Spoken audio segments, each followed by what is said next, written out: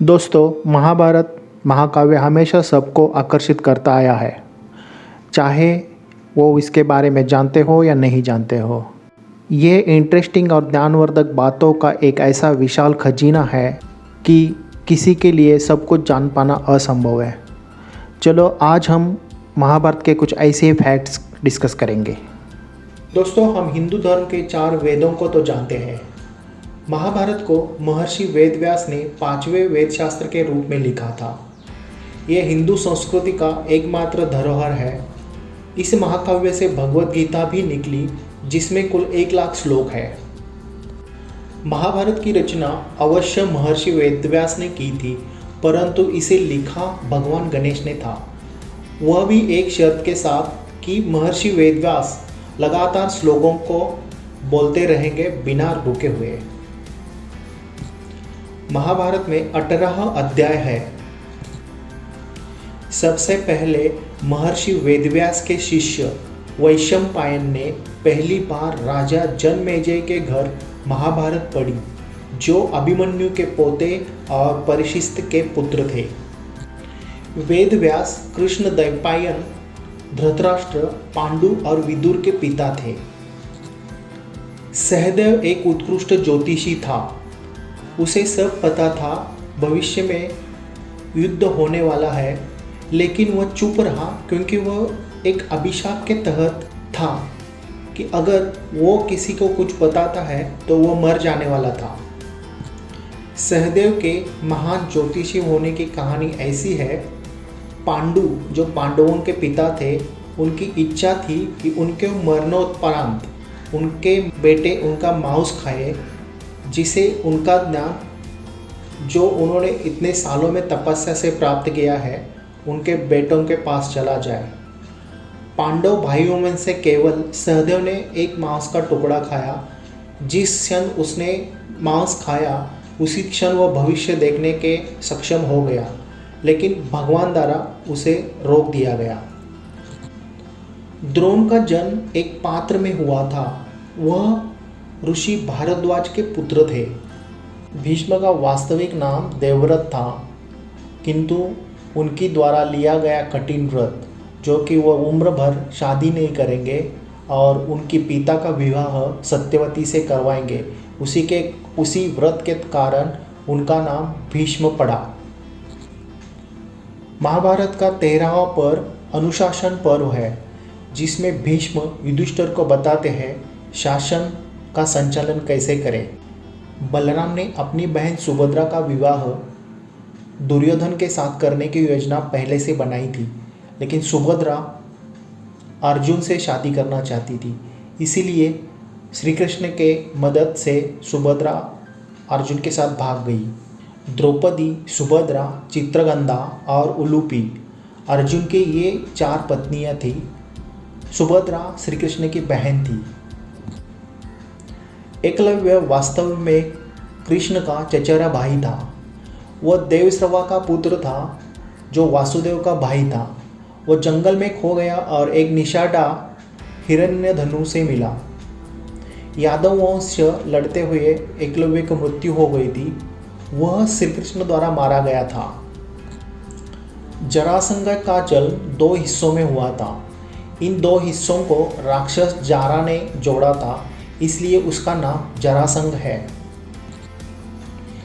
जरासंध की मृत्यु भीम द्वारा हुई। जिस प्रकार उसका जन्म 2 हिस्सों में हुआ था, उसी प्रकार उसका वध भी 2 हिस्सों में हो गया। युधिष्ठिर की एक और पत्नी थी, जिसका नाम देविका था। वह सेव्या जनजाति की थी, गोवासना की बेटी थी। उनका पुत्र योद्धेय था। महाभारत में विदुर यमराज के अवतार थे। विदुर ने पांडवों को लाक्षागृह से भागने में सहायता की थी। लाक्षागृह से भागने के बाद भीम ने राजा हिडिंब को मार दिया और बाद में भीम ने उसकी बहन हिडिंबा से शादी की। भगवान श्री कृष्ण ने शिशुपाल को मारने से पहले उसके कर्मों के लिए उसको 100 बार क्षमा किया था। पांडवों ने अपने शस्त्रों को अज्ञातवास के दौरान शामी के पेट छिपा दिया था। महाभारत का युद्ध एक महिला के कारण हुआ।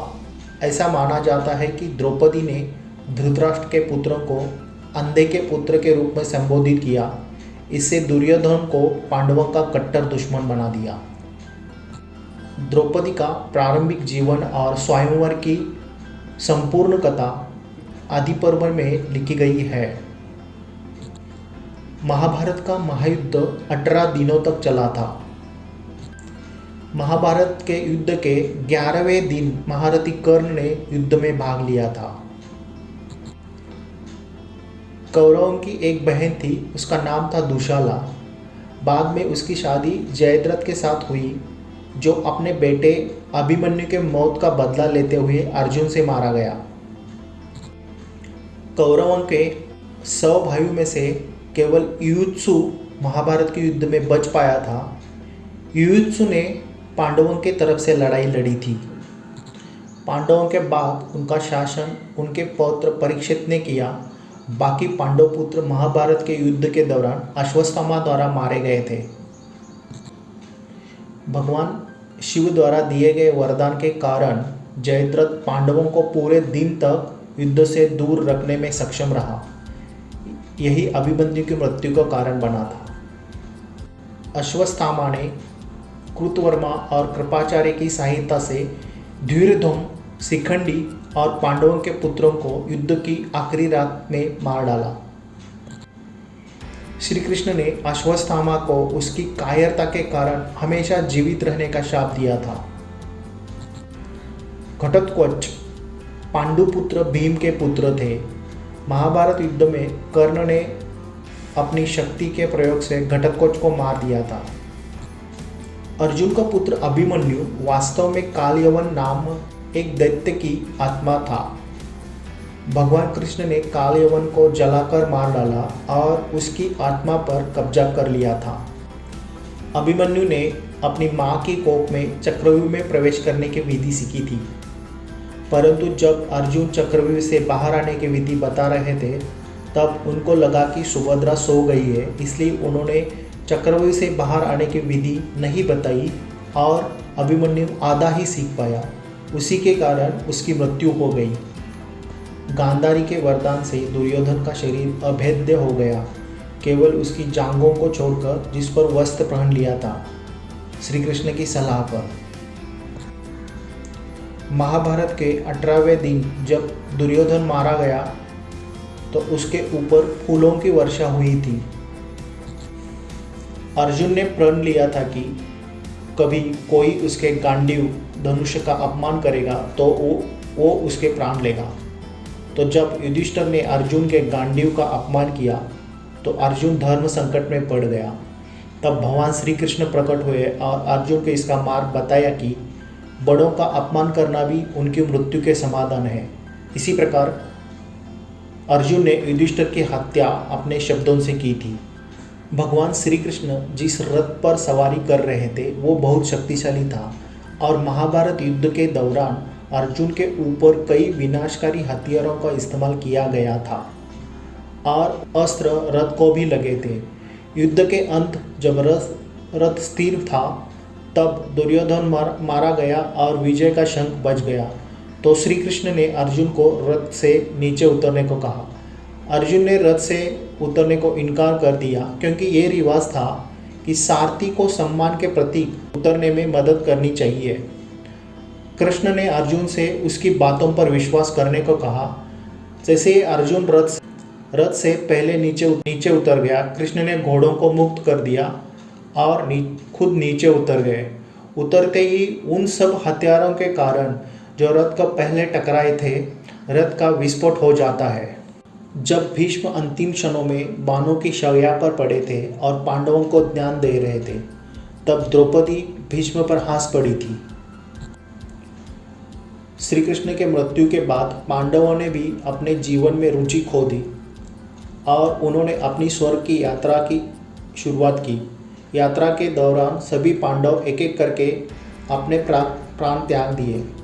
केवल युधिष्ठिर और एक कुत्ता स्वर्ग के द्वार तक पहुंचने में कामयाब हुए। युधिष्ठिर ने अपने भाइयों को स्वर्ग में पाया। वहाँ दुर्योधन से भी उसकी भेंट हो गई।